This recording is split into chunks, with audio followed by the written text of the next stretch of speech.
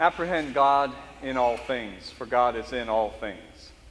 Every single creature is filled with God and is a book about God. Amen.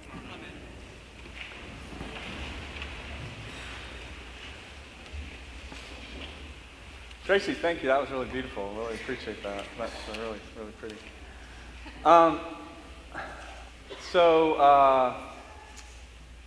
They say a picture is worth 1,000 words. Right? Something like that. Picture says 1,000 words. So I want you to take a look at the picture on the front of your cover.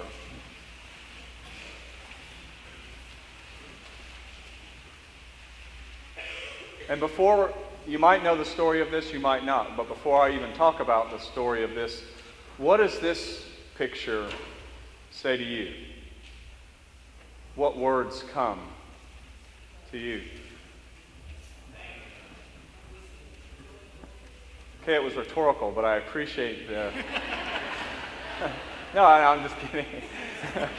I'm just kidding. Thank you for saying that. I really thank you. Yeah. All those words. Love, I'm sorry, what did you say? I'm with you. Says all that. And to me, it says all that and some more. It says to me, here's a perfect symbol of how life can be lived. Here's a perfect symbol of living life.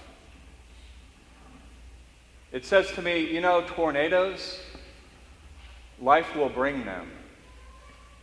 Tornadoes will come. In small ways, to personal people, and in large ways, like what happened in Moore, Oklahoma. But tornadoes will come.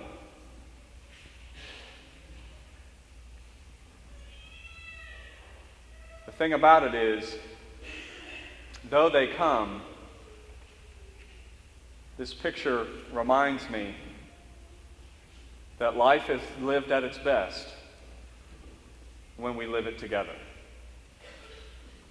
Though tornadoes will come, we're in this thing of life together. We're in it together. So do you know this story of this picture? It's been said on the news that this has become the hug seen round the world. Because it's a story of this man, Jim Rutan, and this little boy, Hezekiah Durden. And they're neighbors. They live next door to each other. And apparently they have a great relationship. They play football, play catch, do all sorts of stuff together. And when the tornado hit Briarwood Elementary, where Hezekiah goes to school, and after it passed through and all had been done, Jim was one of the first responders. He reacted right away, like many people did in that town, and he rushed to Briarwood Elementary School. And he said when he got there, all he could see was chaos and destruction. Chaos and destruction everywhere. People just running all over the place. And he didn't really quite know what to do, so he was just standing there taking it all in. And Hezekiah somehow or another made his way out of the rubble of the school. And he thought for sure the first people he would see were going to be his parents. That makes sense. He's 8 years old. Parents are the ones who are going to be there to take care of him. And when he came outside, they weren't there, because they were out of town working and couldn't get to the school. So I can only imagine what an 8-year-old boy would feel like in the midst of all that chaos and destruction. He had to be afraid. He had to feel like, I'm all alone here. Not even my parents are here with me. And then he saw Jim. And he ran to him. And he said on the interview that I saw, and I was just so happy to see him. And then you get this. Isn't this beautiful? In the midst of life, in the ups and the downs and the joys and the sorrows of life, we're in it together, this picture says. We are in it together. Through it all. I'm probably going to say that we're in it together quite a bit during this sermon, so if you get tired of it, sorry. But I think it's been a huge learning for me in watching this tragedy take place. You know, we could try to talk about the whys of why these things happen. And if you want to do that sometime, let's have a class so that we can talk about it. Because the whys are endless. But what I know is true is life brings tornadoes. Small and large. And what do we do with them? What do we do when life brings these things? And for me, Moore, over and over again, has said, one thing we can do, one thing that for sure is that we can be reminded we are in this thing of life. The beauty and the terror, we're in it together. So I've been thinking about it a lot, and I also experience it quite a bit. And I experience it this way. Really, generally, I don't think much of my life is connected with others. I mean, you know, we come and we go. Often, usually, I think of myself as very separate from other people. That I live my life, you live your life, and maybe every now and again we come together. So, to have something so powerful say, no, that's not the way it is. We're always connected. It's just a matter of if we show it or not. And this sense of separation, though, is so dominant in my life, it comes out really strongly in different places. And this past weekend, when I was with Miles in Memphis for the AAU basketball state tournament, it came out really strong. The sense that I'm separate from you. I'm not like you. I'm different from you. You know, does that come out anywhere stronger than in sports? I mean, the whole thing oftentimes is a setup between me against you. And on the one hand, that's fine. That's a fine part of competition. But when it becomes part of life, that life is about competition, rather than about connectedness, that's when it's a problem. And on this weekend, it was beginning to be a problem for me. Because Miles' team was playing. They were in their second game that they'd played. And this team was from Nashville. And their parents were just, man, you know, they were just obnoxious. You know, they were just those obnoxious. I'm sure that's what they said about me. But that's what I'd say about them. They were just obnoxious. I mean, they were screaming about everything. They were yelling about everything. Nothing was good enough. And since our team was ahead, they were just belligerent. And, well, at least that's the way I saw it. That's what it felt like to me. And Miles was going in for a layup, and this kid comes from behind him and just plows him over, knocks him down, and he rolls his ankle, and essentially he's out for the game. And I was just certain that they did it on purpose. They did that on purpose. They set that up, you know what I mean? I mean, this is how much I was against them.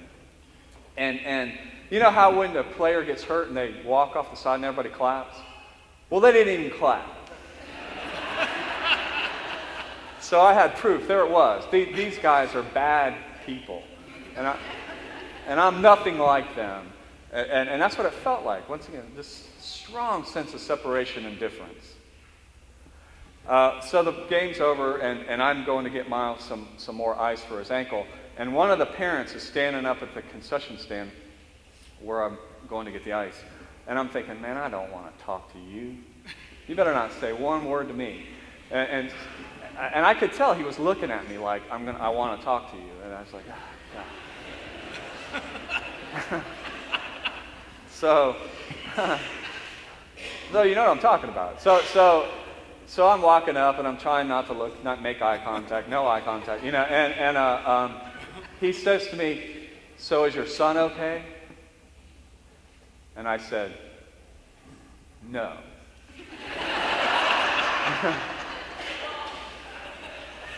Like, I don't want to talk about this, you know, right? You know, so he keeps going. Think he's going to get to play in the next game? No. And he goes, well, that's too bad. The same thing happened to my son in the game before. and he didn't get to play in this game. And I thought, man, this guy isn't a bad guy. He's just a father, just like me, here with his son. See, the truth is, no matter how much I want to feel myself as different, no matter how much diversity there is in this world, we're all in it together. All of us.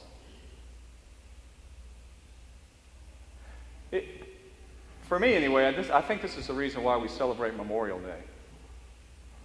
Right? It is for me, anyway. Is that somewhere somebody was willing to sacrifice his life for others. Someone in her own way, his own way, was willing to say, we're in this together, and this is my part.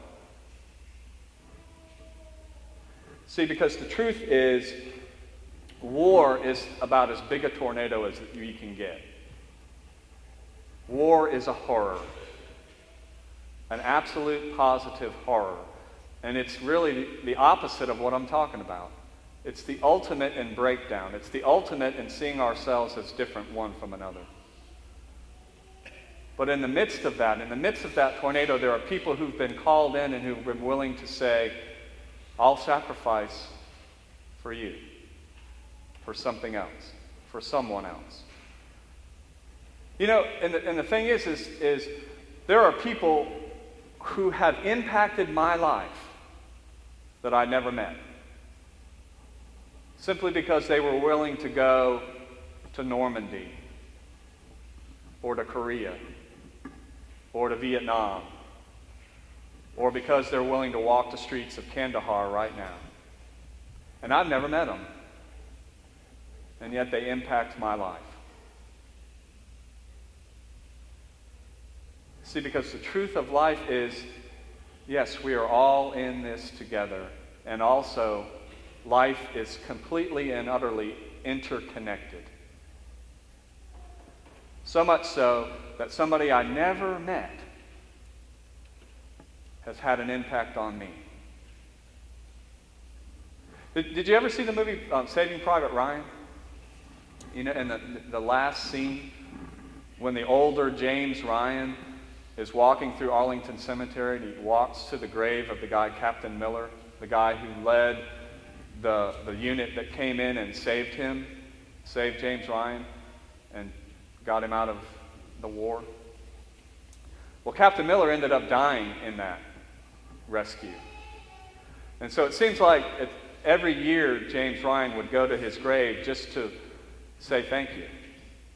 See, right there you can see the personal interconnection of life. Captain Miller died so that James Ryan could live. And so he's standing there at the grave, and he breaks down, starts crying, and he's falling on his knees, and he's just crying, and he's crying. And his wife comes up and puts her arm on his shoulder, and he looks up at her and he says, "You have to tell me that I've led a good life. You have to tell me that I've led a good life. Please," he says, "tell me that I'm a good man." And she says, "You are." And then he turns around, and there stands his children and his children's children. Because we're all in this together. And it reminds me of that Jewish wisdom saying, "She who saves one life saves the entire world." Because we're all in this together. And all life is interconnected. Now, that should come as no surprise, really, on Trinity Sunday. Today's Trinity Sunday, in case you didn't know that. I mean, I'm not just making that up. Reminds me of the Trinity. Yeah, no, no, so So Trinity Sunday. So this is Trinity Sunday. So the interconnection of life and that we're all in it together shouldn't come as a surprise at people who experience God as Trinity. Because God as Trinity means God is an interconnected, interrelational being. God is like an ecosystem of interconnection. And we're a part of that ecosystem. You see, so when I say we are in this together, that includes God. We are all in this together. All of us. You know, if you can't get one thing I'm saying today, if this just isn't striking you in any way, I want you to listen to this song, because maybe Bob Marley will say it in a way that you can hear.